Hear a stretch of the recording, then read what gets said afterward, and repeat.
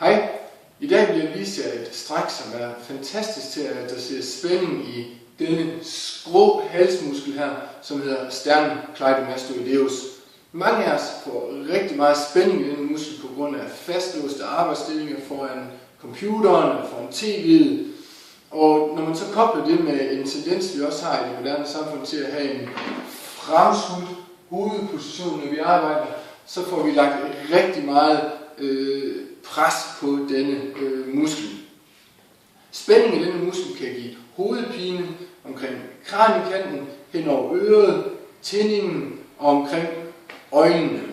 Desuden kan den bidrage til at skabe ekstra spænding omkring kæben, og det er sådan en muskel, der sådan på mange måder spiller ind i alle mulige former for nakkeproblematikker. Så hvis det er en muskel, du går og mærker en masse spænding i, så tror jeg, at du vil have stor glæde af dette stræk. Nå, nu til strækket. Vi starter med at sidde ned på en stol. Vi sørger for at sidde godt rank, det vil sige nogenlunde lige med ryggen. Godt. Herfra tager man så og løfter brystkassen en anelse ekstra. Så kører man hovedet til den ene side, i dette tilfælde til venstre.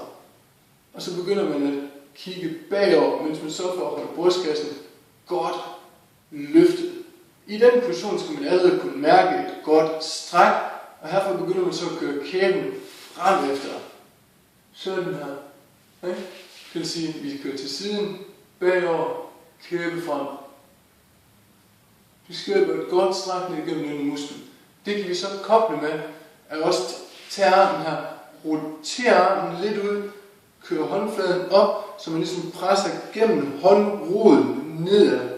Så hvis vi nu kobler vi alle faktorerne, vi løfter brystkassen, vi kører hovedet til siden, kigger bagover, kører hagen frem og skubber ned gennem håndroden. Det skaber et fantastisk stræk gennem denne muskel. Og det kan man så holde i 20 eller 30 sekunder. Formålet med at gøre alle de her ting er, at man får skabt et fuldstændigt stræk, hvor man simpelthen ikke kan kompensere nogen steder. I vil mærke det, når I begynder at prøve det, at linjen føles meget komplet. Godt.